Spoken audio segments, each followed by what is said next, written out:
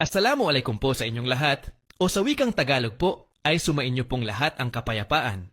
Ako nga po pala ang inyong lingkod, Yuritech at your service. May nag-walk-in client po sa atin dito sa shop na may dala-dala pong iPhone 11 Pro Max na always 0% ang battery percentage at every 2 to 3 minutes naman po ay nagre-reboot ang system ng iPhone. Nagsimula daw po ang lahat ng minsang nabagsak ang iPhone at ang sinabi raw po ng dating gumawa ay kailangan daw pong palitan ang charging flex. Pinalitan naman daw po nila ng bago pero wala pa rin daw pong pagbabago.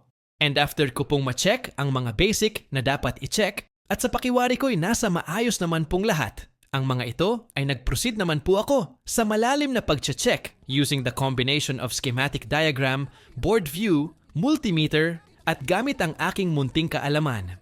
Ang 0% issue sa mga iPhone ay ang resulta kapag ang data communication ng battery terminal sa CPU chip ay may problema. At sa mga iPhone ay may dalawang linya ng communication data sa battery at ito ay ang SMC SDA line at ang SMC SCL line.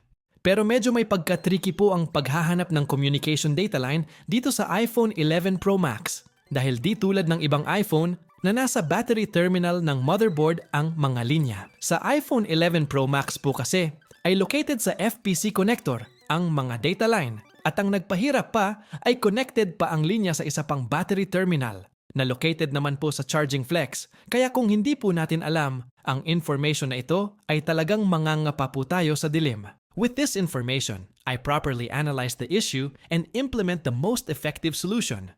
Kaya naman po kung makikita po ninyo ay step by step po ang aking ginagawa. At dahil po sa aking well-calculated procedure, ay nalaman ko po na open ang linya ng I2C2 SMC SCL line.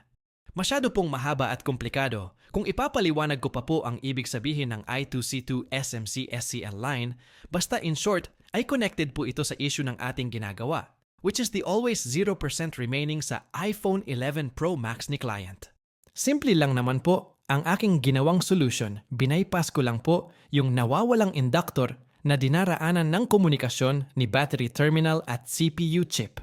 Ngunit ang simpleng solution po na yaon ay ang siyang nagbigay daan upang maayos po ang ating problema. May mga memories pa ako before na kapag ang nakikita ng iilang kliyente ay parang sa kanilang pananaw ay madali lang yung ginawa ng technician ay binabarat na nila yung technician.